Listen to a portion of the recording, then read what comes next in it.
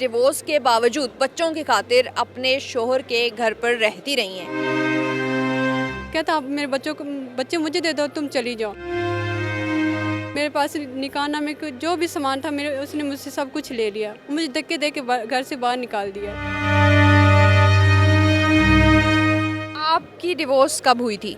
Divorce 4 माह पहले हुई है। तो वो कहते हैं मुंह से तलाक नहीं होती। मैं मुंह से तलाक मानती, क्योंकि निकाह भी तो मुंह से ही होता है ना।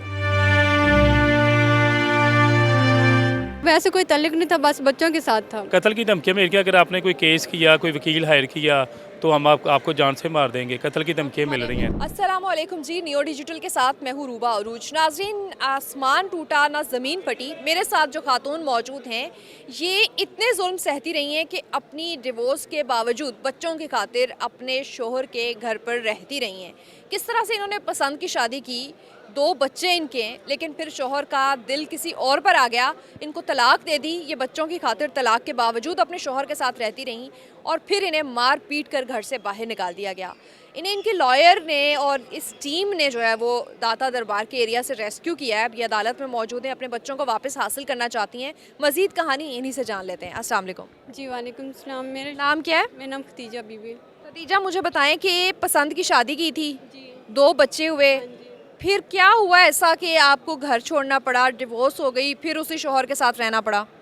मेरे शोहर ने पहले मुझे वो मुझे ब्लैकमेल करता रहा, कहता आप मेरी दूसरी शादी करवाओ। मैंने कहा तुम कर लो, मैं कौन होती तुम्हारी दूसरी शादी करवाने वाली। तो उसके बावजूद मैंने कहा ठीक है कर लो आप शादी, मैं अपने बच्चों को नहीं छोड़ सकती। कहता आप मेरे बच्चे मुझे दे दो, तुम चली जाओ। मैंने कहा मैं बच्चे, अगर तुम मुझे छोड़ना चाहते हो बच्चे दे दो मुझे, मैं चली जाऊँगी अपनी अम्मी के पास। कहता नहीं बच्चे नहीं देने तुम्हें। उसके बाद ये मुझे मारता रहा, उस लड़की के कहने पर मुझे बहुत ज़्यादा मारा इसने। तो कहता आप चली जाओ। मैंने कहा मैं बच्चे दे दो, मैं चली जाऊँगी। तो उसके बाद इसने मुझे घर से धक्के दे के, मेरे पास निकाह में जो भी सामान था मेरे, उसने मुझसे सब कुछ ले लिया। मुझे धक्के दे के घर से बाहर निकाल दिया। फिर मैं वहाँ से गई हूँ दाता की दरबार पे, वहाँ बैठी रही हूँ, रोती रही हूँ। तो ये मुझे आंटी अपने घर साथ लेके आई हैं। आपकी डिवोर्स कब हुई थी? डिवोर्स 4 माह पहले हुई है। मैं अपनी अम्मी के पास चली गई थी, उस लेके मुहर्रम सन का महीना था।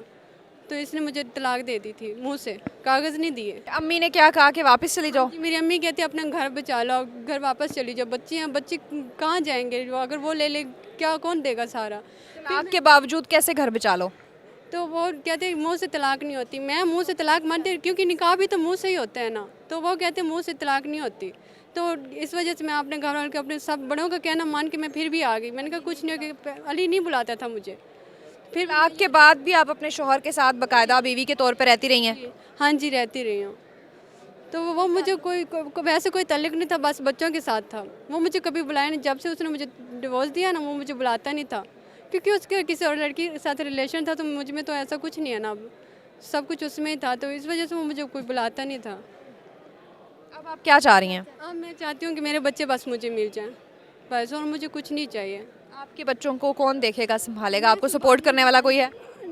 जी मेरे अम्मी अबू हैं, मैं अपने अम्मी अबू के साथ रह लूँगी। अम्मी अबू ने माफ़ कर दिया? हाँ जी माफ़ कर दी, उनसे बात हुई है, मैं यहाँ तक पहुँची, उनसे इजाज़त लेके पहुँची हूँ। ठीक है। इनके वकील भी हमारे साथ मौजूद हैं। वकील साहब, मुझे बताइएगा कि फैमिली कोर्ट का ये इशू बनता है, उससे पहले जो एक डिवोर्स के बाद इनके घर वालों ने, इनके शोहर ने अपने घर पे रखा, ये क्या केस है?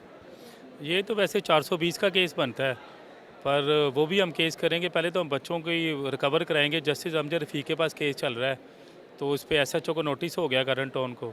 तो इंशाल्लाह हम इसको पूरी हमारी लीगल टीम इनको इंसाफ फराहम करेंगे और इनके बच्चे रिकवर कराएंगे। और बाकी जो मज़ीद हमें लगता है कि 420 का और 506 की धमकियों का केस है, वो भी हम दाखिल करेंगे। धमकियाँ भी मिल रही हैं? जी, किस चीज़ की? कत्ल की धमकियाँ मिल गई, अगर आपने कोई केस किया, कोई वकील हायर किया तो हम आपको जान से मार देंगे। कत्ल की धमकियाँ मिल रही हैं इनको। वो तो इनको कानूनी तहफ़्फ़ुज़ भी फराहम करें। ये हमारे पास रहती है, तो ये फ़ोन आता है तो मैं इसके साथ ही होती हूँ, सुन लेती हूँ बात इसकी, जो भी बात होती है। तो वो आगे से इसके ना जो हकामत है ना, वो भी, और जो जिससे वो बात करते हैं वो भी इसे गालियाँ निकालते हैं और कहते हैं अगर तुमने केस किया ना तो हम तुम्हें मार देंगे और तुम्हारे माँ बाप को हम जाके मारेंगे। इसीलिए अपने माँ बाप के पास नहीं जा रही, हमारे पास ही रह रही है। हम इसका कर रहे हैं अभी तक सारा। आप इसके कुछ लगते? नहीं, कुछ भी नहीं हम लगते। हमने इसको दाता के दरबार पे हम सलाम के लिए गए थे, तो ये वहाँ पे रो रही थी, तो मेरी मम्मा इन्हें ले आई थी। रेस्क्यू किया आप लोगों ने? इसको अपने पास रख लिया ताकि इसकी इज़्ज़त महफूज रहे, हमारे पास ये रहे, ताकि इसके कोई कुछ हो ना इसे। हम यही चाहते हैं कि इंसानियत के तौर पे इसको बच्चे भी इसके मिल जाएं और ये अपनी ज़िंदगी स्टार्ट करे, लेकिन जो इसका खामद है ना उसको पूरी सज़ा मिलनी चाहिए।